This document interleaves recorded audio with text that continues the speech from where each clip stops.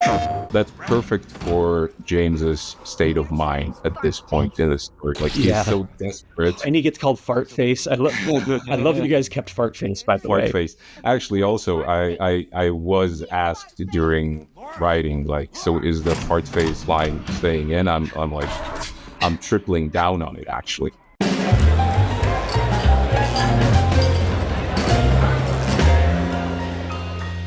Hello, everybody. Welcome back to another episode of PlayStation Underground. I'm your host, Tim. I'm very excited to be checking out two versions of Silent Hill 2 with our friends at Bloober Team. I'll introduce you guys. So we got Mateusz Leinart, who is creative director and lead designer at Bloober Team on the Silent Hill 2 remake. And we also have Andrzej Monjak, who is lead writer at Bloober Team.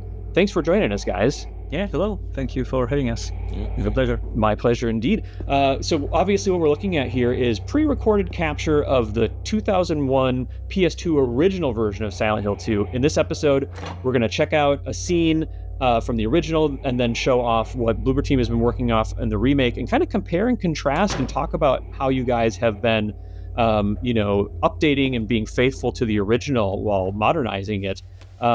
And so let's dive in here with this cutscene with Laura and kind of what stands out to you guys when you look back at this original cutscene.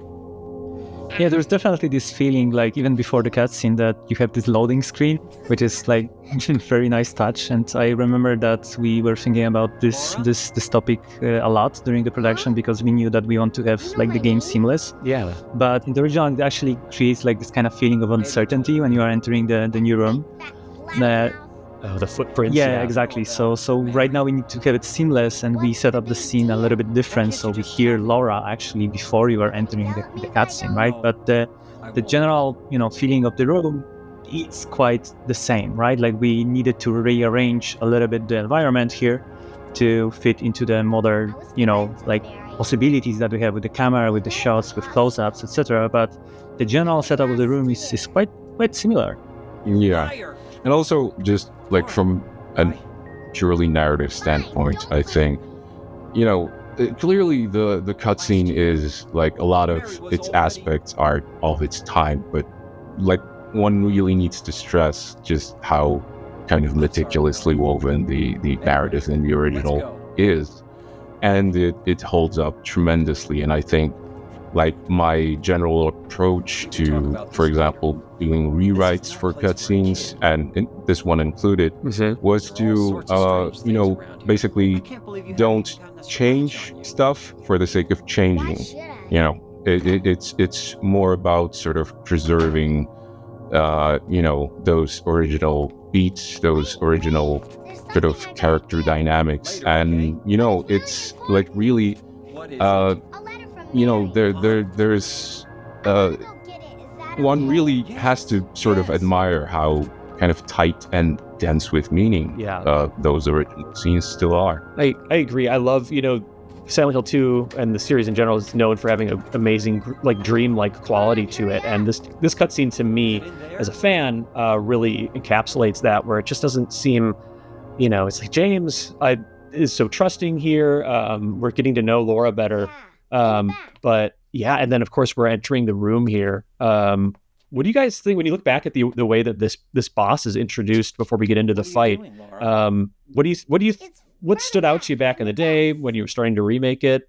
What do you like about what you see here? Yeah, like the original one, like is obviously something that we were taking a close look, and like the tight, like the small space in the room was something that was very like into like Silent Hill 2 original game, right? Like every boss fight was you in this like very tight room, very small space, and you need to deal with these big monsters. It's something that obviously don't work that well in the third-person camera. Oh, there it is. Days. And obviously the second thing is it was like that was actually the big decision that should we introduce the monster before the cutscene ends? And at some point we just wanted to split those two things to focus more on Laura, on how they are talking to each other. Definitely. And we're jumping forward here now, just to be clear for everybody. Now we are looking at footage of the 2024 Bloober Team remake of Silent Hill 2 and kind of comparing the same cutscene, but it's amazing new aesthetic and vibe. And well, the vibe's very much the same, but this is such a great example of what you guys are doing with the game. So talk us through what we're looking at here from visual, performance perspective, cinematic, whatever you think is interesting to talk about. Yeah. So definitely, I mean, current technology gives us certain possibilities, for example, to rely more on nuance in the performance, like small expressions, very sort of subtle, gestures and stuff. And that's definitely something we've made use of. And this very first moment between even James and Laura, when you can see her physically tense up when she hears her name and whatnot. And but then again, we still, the main sort of objective was to still capture those original kind of dynamics and emotions. Yeah, I really loved those small touches, like the facial expression is one thing, but the second thing, I remember that we had this moment when I think Luke Roberts almost hit the the setup on the motion capture scene, and then we saw that hey, it would be actually very nice if you can actually stumble on it, because it will create this kind of better pacing and flow for the It makes total sense for the character, because he's even himself taken aback by his outburst. Yeah. Oh, and it works so well here. And I also wanted to mention, we already, from watching the 2001 original, know that Laura's not totally to be trusted here. Her facial expressions and what she's doing with her eyes when she's sort of saying, hey, there's something in this room, you should check it out. It's just such a striking change from the original Wall.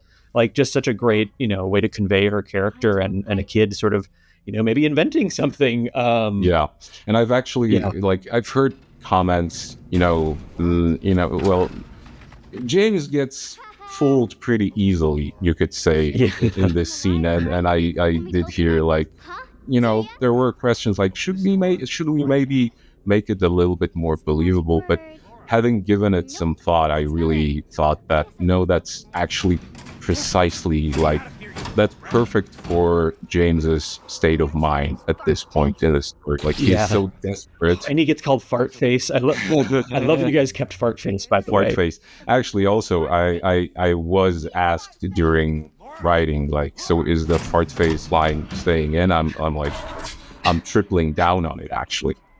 Yeah, she does. But it makes sense to me, because it's a kid would be so proud of a name like that she wouldn't just drop it the one time.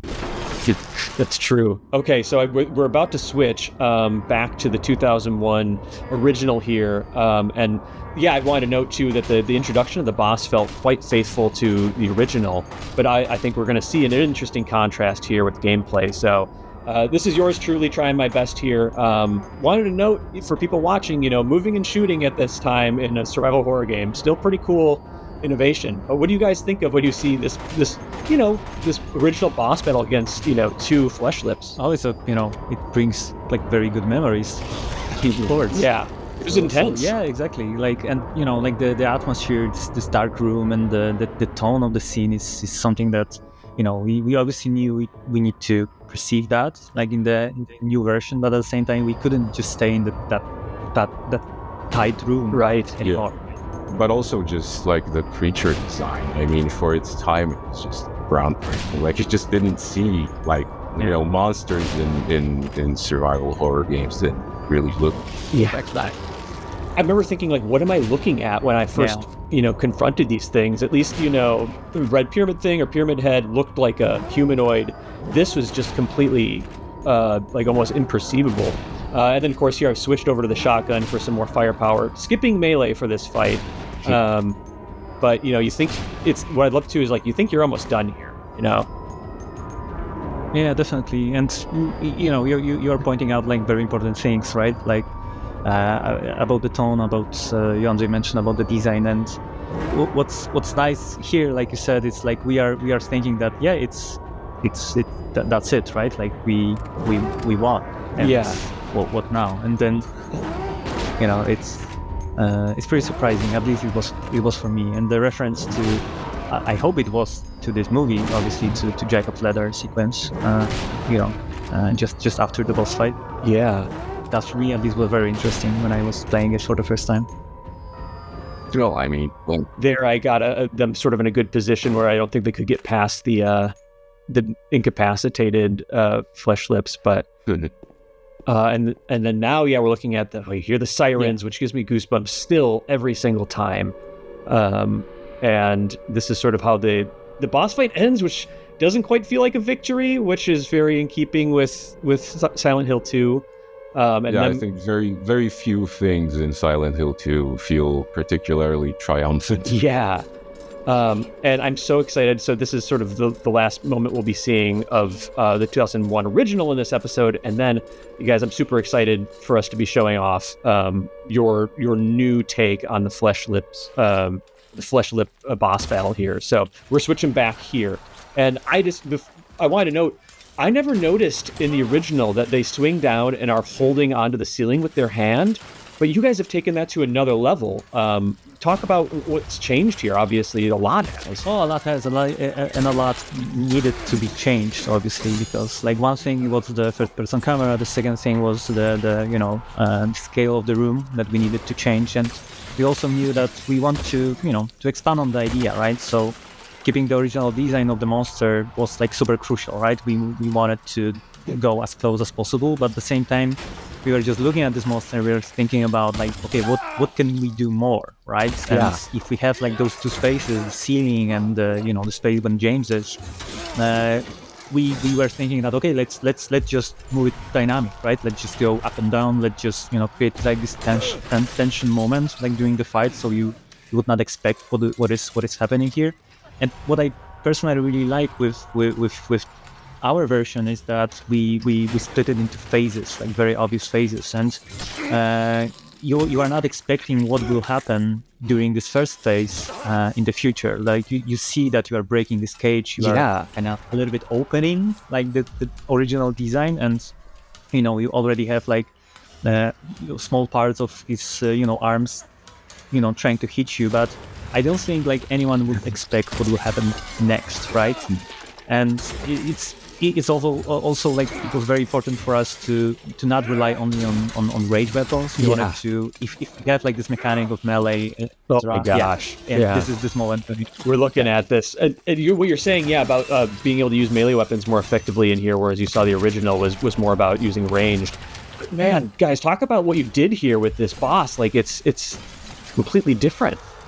Yeah, it is, and it was obviously something that we've been talking a lot. If we want to go that route to kind of change the design into some kind of a spider, obviously. Yes, but I think it is nice because we are keeping this idea throughout the entire game. I don't want to spoil anything more, but it's basically something that we wanted to introduce to it. Obviously, talking to original creators, etc. And I think it's pretty nice, and it can surprise even the vlog packs.